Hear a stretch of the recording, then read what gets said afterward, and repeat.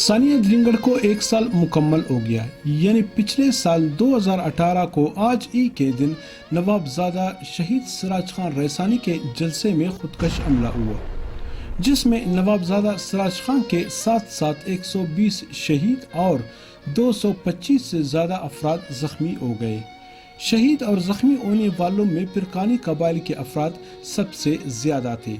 آج پرکانی قبائل کے معتبر میر محمد عثمان پرکانی نے اپنے رہائش گاہ پر شہیدوں کے روح کے ایصال ثواب کے لیے قرآن خوانی اور لنگر کا اہتمام کیا تھا، جس میں تمام شہداء کے لواحقین شامل تھے۔ اس موقع پر میر محمد عثمان پرکانی نے خطاب بھی کیا اور آخر میں تول ٹی وی سے خصوصی گفتگو کرتے ہوئے کہا کہ آج شہداء درینگڑ ہم منا رہے ہیں۔ آپ کو یاد ہوگا 13 جولائی کی دن بروز جمعہ یہ واقعہ رونما ہوا، یقیناً اس کی نسبت سے آج شہداء درینگڑ کے حوالے سے ان کی برسی منائے جا رہے ہیں، قرآن خوانی کیا جا رہے ہیں اور ان کے ساتھ ساتھ یہاں پہ لنگر کا اہتمام بھی کیا ہے۔ یقیناً آج کے دن بہت دردناک غمناک دن تھا، جو آپ کو یاد ہوگا کہ پاکستان کی تاریخ میں ایسے افسوسناک واقعہ میں کہتا ہوں کہ نہیں ہوا ہے۔ یہاں پہ ایسے 2 قوموں پہ اٹیک ہوا، خاص کر پرکانی ٹرائب کے 100 کے اباو لوگ شہید ہو گئے، 200 سے اباو زخمی ہو گئے۔ نوابزادہ میر سراج خان ان کی جان نثار اس واقعہ میں جام شہادت نوش کیا۔ یقیناً اس دن کی نسبت سے ہم آج اس دن کو منا رہے ہیں۔ افسوس کا دن بھی ہے اور ہمارے حوصلے بلند بھی ہیں، کیونکہ اس وطن کے لیے، اس ملک کے لیے ہم نے قربانی دی ہے۔ یقیناً ان کی لواحقین بھی موجود ہیں، ان کے حوصلے بھی بلند ہیں۔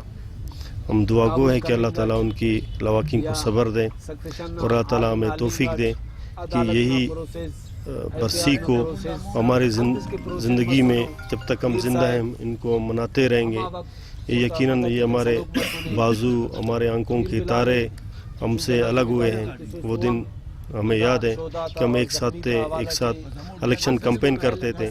یقیناً ہمیں یاد آج پھر وہ ترسا رہے ہیں۔ میں اس حوالے سے خاص کر آپ لوگوں کا بے شکر گزار ہوں کہ آپ لوگ آئے یہاں پہ ہمارے پروگرام میں شرکت کی۔ ابھی کافی حد تک تقریباً شہداؤں میں 85 کے قریب شہداؤں کو کمپنسیشن ملا ہے اور اس میں 25 کے قریب باقی رہ رہے ہیں۔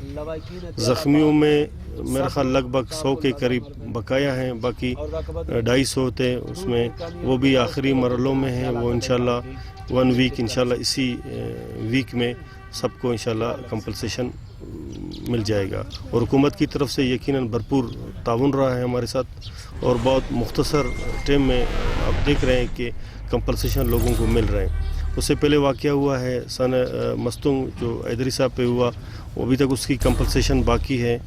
واقعہ سیول ہاسپٹل آپ کو سمے وکلا برادری پہ ہوا، وہ بھی میرے خیال میں بقایا ہیں۔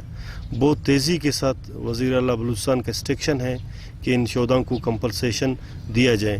باقی سیکنڈ ان کا یہ ہے کہ تمام شہداء کی ورثاؤں میں سے ایک کو سرکاری ملازمت دیا جائے گا انشاءاللہ۔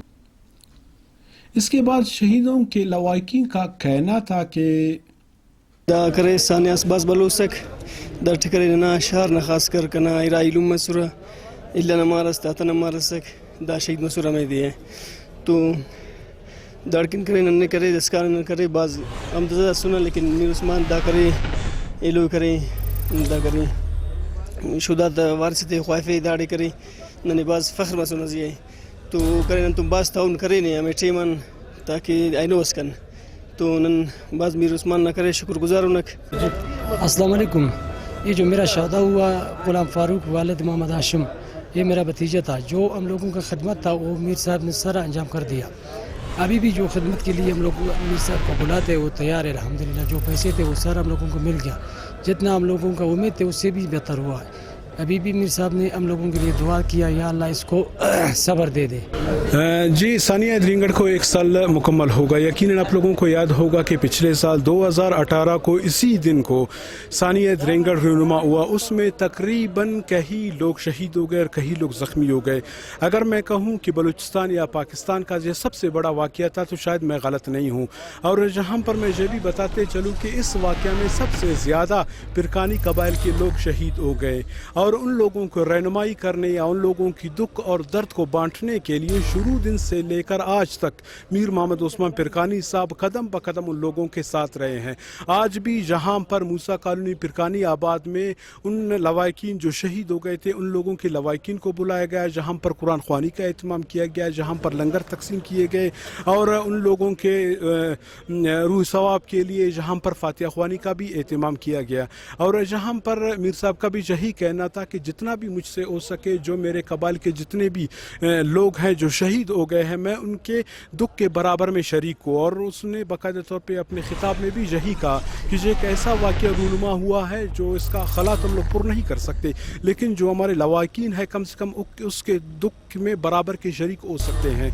और इसके अलावा जहाँ पर मीर उस्मान पिरकानी साहब को ये भी क्रेडिट जाता है कि जितने लोग वहाँ पर शहीद हो गए हैं, इनके लवाकिन को बाकायदा तौर पर गवर्नमेंट की तरफ से जो फंड मिला था वो भी बाकायदा तौर पे मिल रहे हैं, और इसके अलावा इन लोगों में से हर घर में एक एक को बाकायदा नौकरी भी मिल रहे हैं। कैमरामैन रामत बलोच के साथ खलील साजन, थोल टीवी, कोयटा, बलूचिस्तान।